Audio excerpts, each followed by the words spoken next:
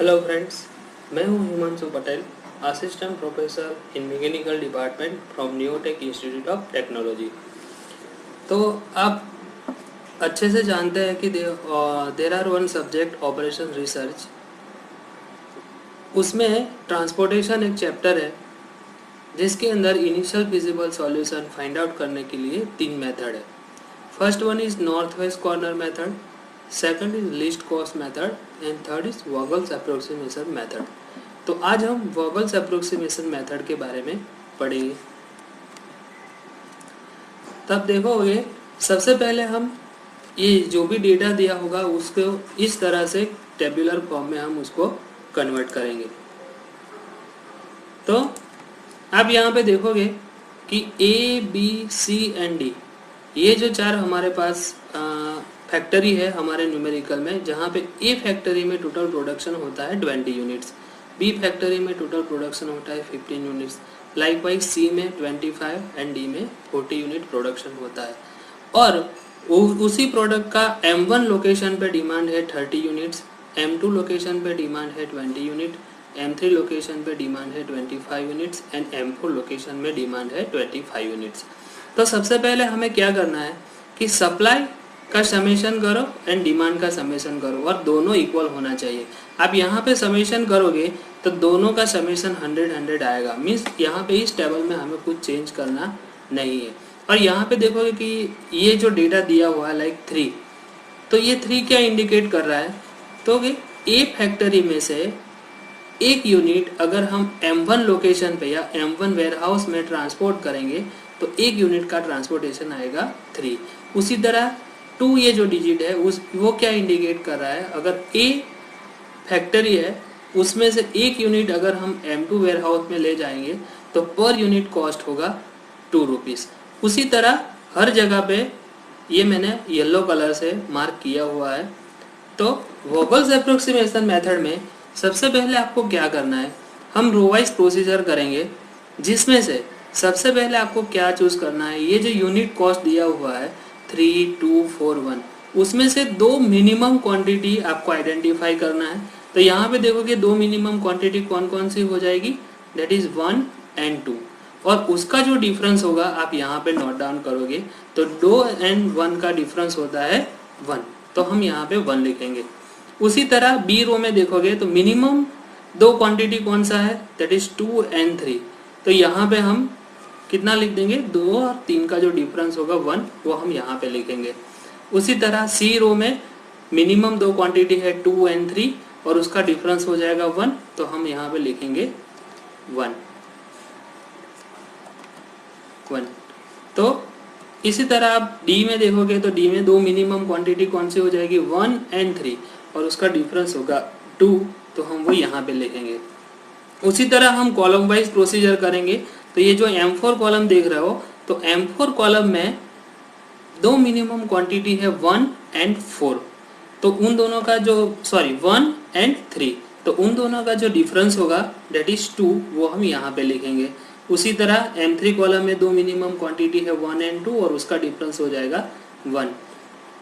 उसी तरह M2 में जो 2 मिनिमम क्वांटिटी है 2 एंड 3, तो हम यहाँ पे लिखेंगे 1।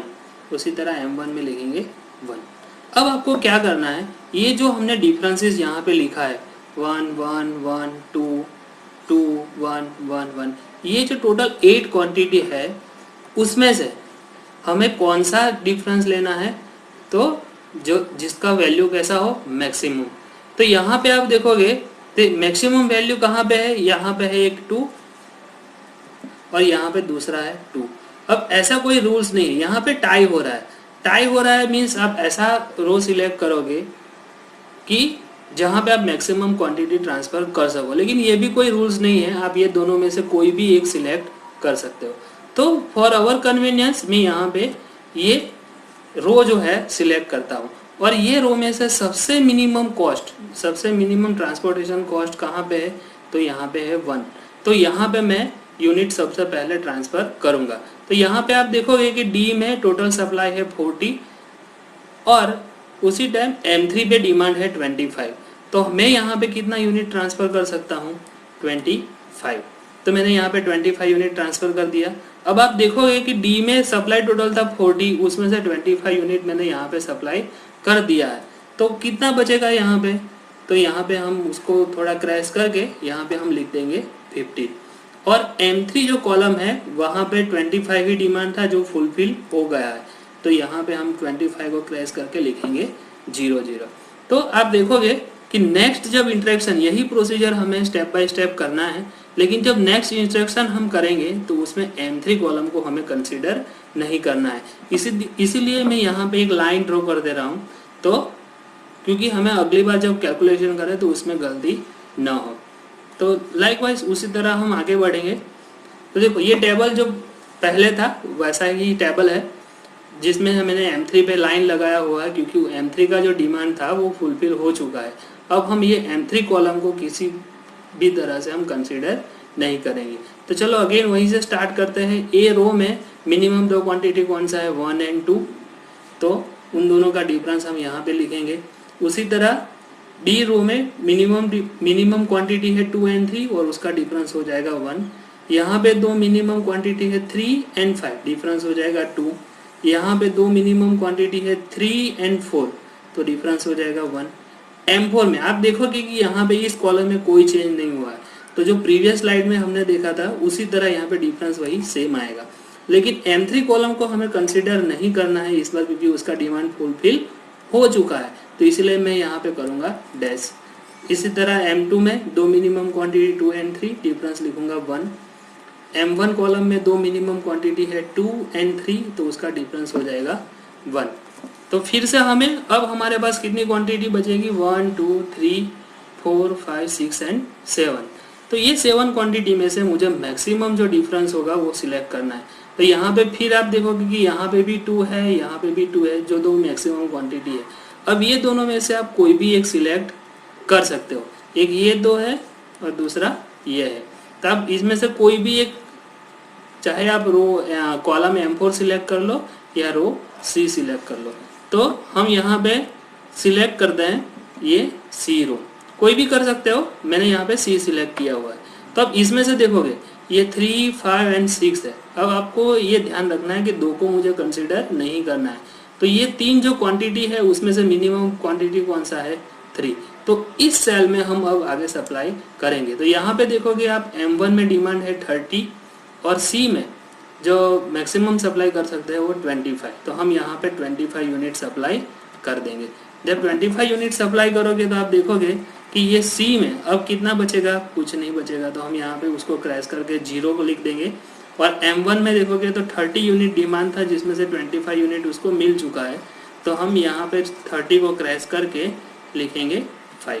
अब आप देखोगे कि C का जो पूरा सप्लाई था वो यहाँ पे कंप्लीट हो चुका है, तो इसीलिए हम यहाँ पे नेक्स्ट जब इंटरेक्शन करेंगे जिसमें C रो को हम कंसीडर नहीं करेंगे, तो इसलिए मैं यहाँ पे कर देता हूँ एक लाइन, क्योंकि हमें दूसरी बार वो कंसीडर नहीं करना है और हमें याद रहे।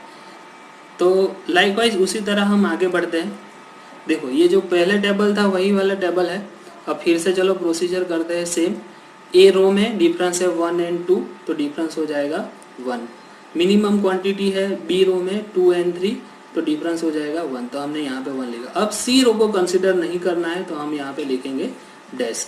और डी रो में मिनिमम 2 क्वांटिटी 3 और 4, तो यहाँ पे लिखेंगे 1।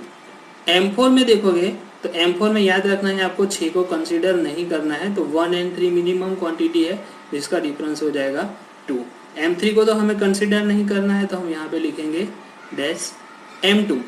M2 कॉलम में आप देखोगे तो दो मिनिमम क्वांटिटी है 2 और 3, तो डिफरेंस हो जाएगा 1। उसी तरह M1 में दो मिनिमम क्वांटिटी 2 और 3 है, तो उसका डिफरेंस हो जाएगा 1।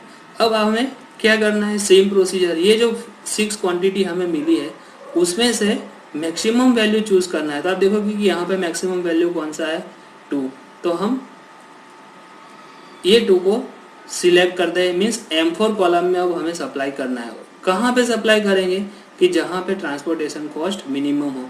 तो देखो ये 4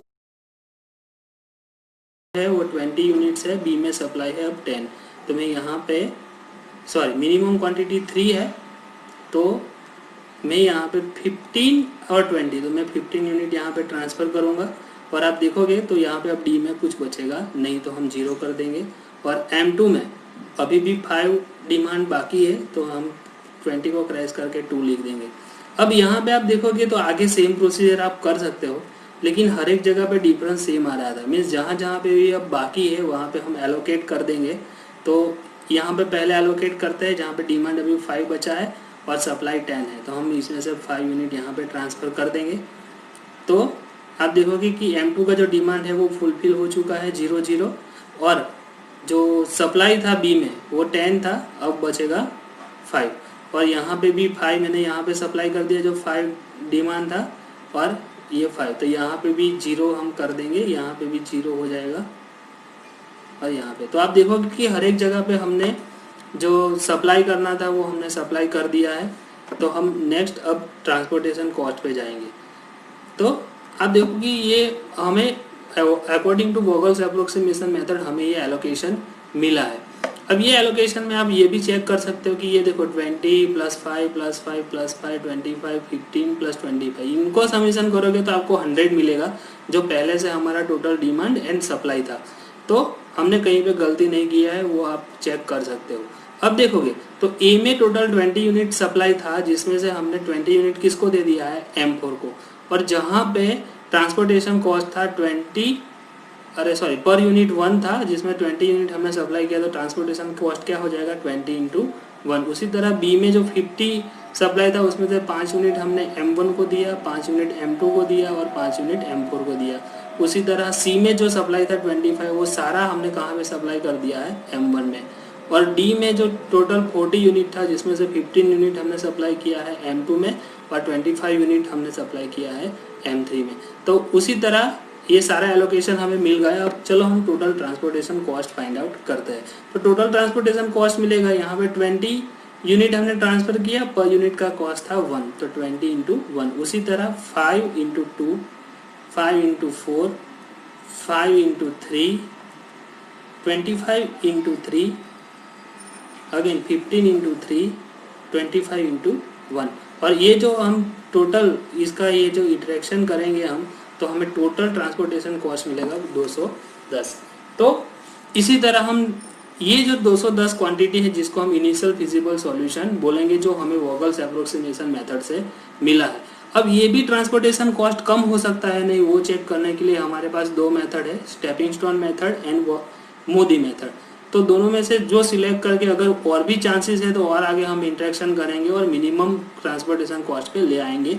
लेकिन वो जब हम मोदी मेथड और स्टेपिंग स्टोन मेथड पढ़ेंगे उसमें मैं समझाऊंगा। Thank you very much.